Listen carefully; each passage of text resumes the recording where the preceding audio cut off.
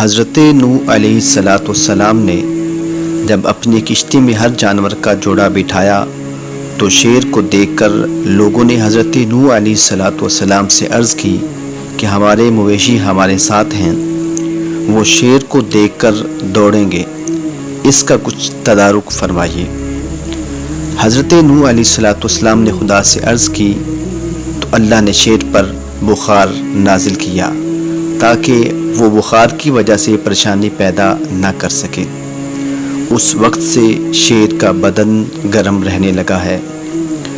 لوگوں نے پھر چوہے کی شکایت کی کہ ہمارے ساتھ جو کھانے پینے کا سامان ہے یہ چوہا اسے خراب کر دے گا، اس کا بھی کچھ تدارک فرمائیے۔ تو حضرت نوح علیہ السلام نے خدا سے عرض کی تو اللہ تعالیٰ کے حکم سے شیر کو ایک چھینک آئی جس کے ساتھ ایک بلی نکل آئی، جسے دیکھ کر چوہے اپنی اپنی جگہ دبک کر بیٹھ گئے۔